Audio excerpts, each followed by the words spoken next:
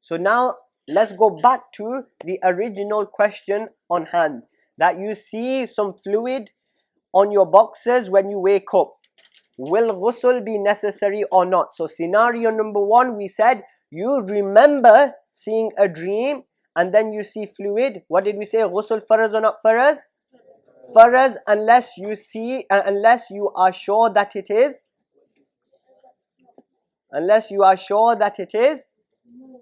wadi.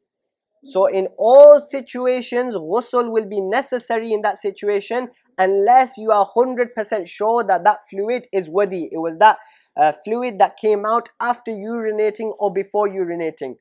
So before you went to sleep, you urinated. So you are 100% sure by looking at that fluid as well, you know that it is that fluid. Then you don't have to have a shower. But apart from that, if you are confused, listen very carefully. Okay, you are confused if that fluid is sperm or it is mazi. So mazi usually is called pre-coital fluid or pre-cum. So you are unsure. You think it could be sperm, it could be mazi. So in that situation, you have to do ghusl. If you think it could be mazi or it could be wadi, you have to do ghusl. You think it could be any one of those three, you're not sure which fluid it is, you have to do ghusl. Even if you are 100% sure, so you remember a dream and you see a fluid and you're 100% sure that fluid is mazi, you know it's not mani, even then you have to shower. Because why? Because mani, after some time, it becomes thin. Usually at the start it's thick, but it doesn't take a lot of time. Slowly it becomes very thin and it is very similar to mazi.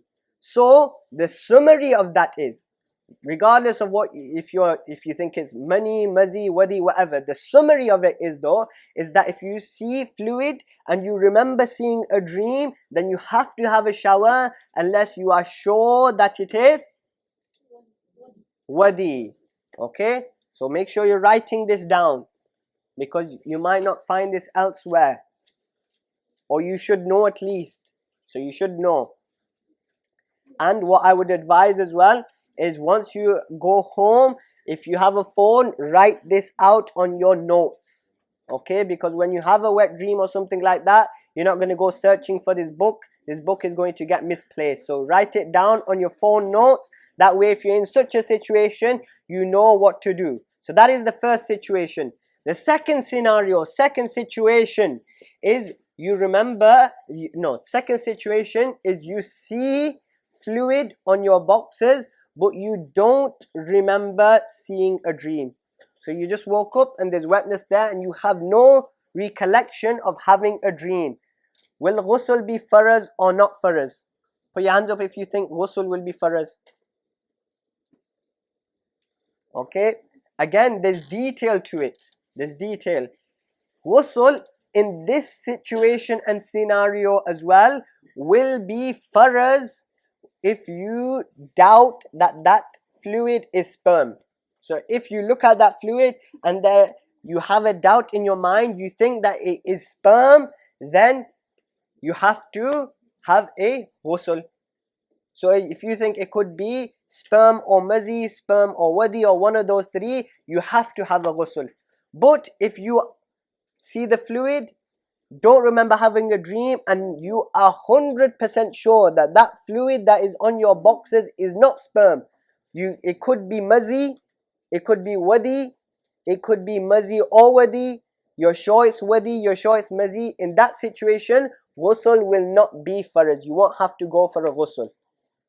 So the summary of that second scenario is, you don't remember seeing the dream and you see wetness.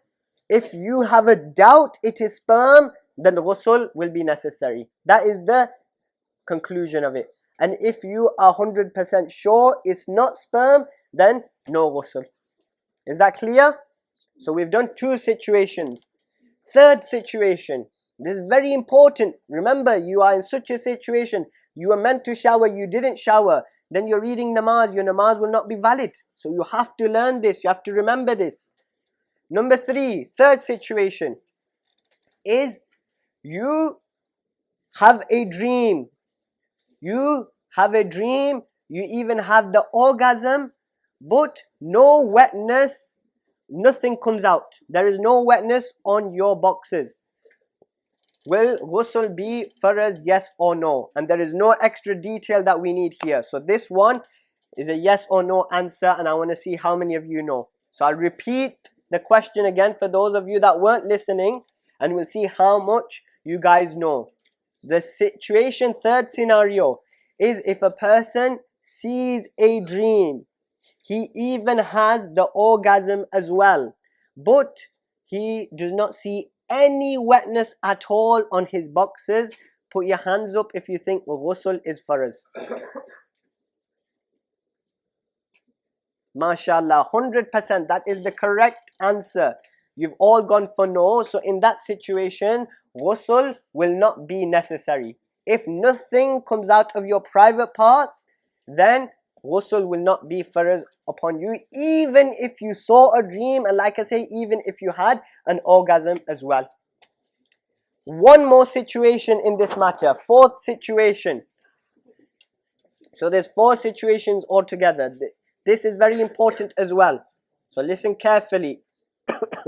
Fourth situation is a person was asleep, he sees a dream, and he wakes up whilst having the orgasm. He wakes up midway through having the orgasm, and what he does is he holds on to his private part to stop the sperm coming out.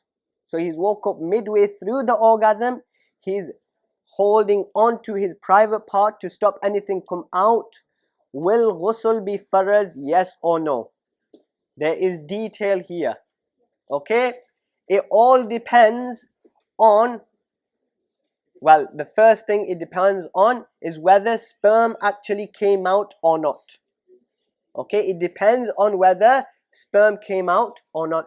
So if you've held on to your private part midway through the orgasm and then nothing comes out of your male private part, ghusl will not be farz.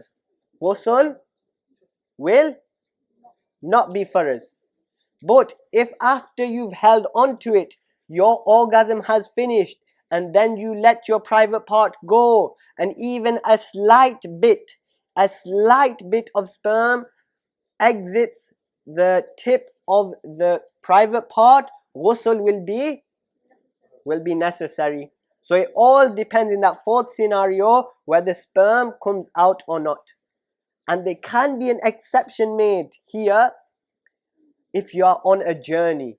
It's very important to remember this bit. If you're on a journey, then we can use an exception in this last scenario where you've held on to it, held on to your private part midway through the orgasm, and then a little bit of sperm comes out.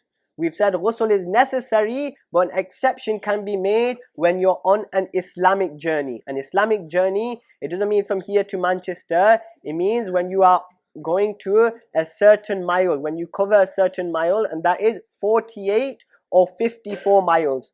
So example, you're on an aeroplane in that and you fell asleep and you have your wet dream there.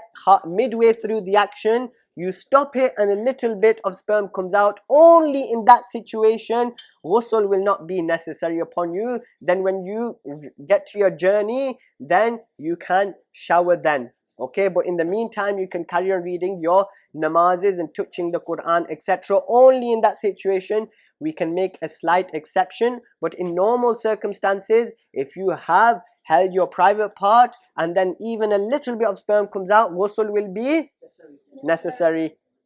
So remember those few scenarios, very important, especially as youngsters. You may have to go shower a few times during the week.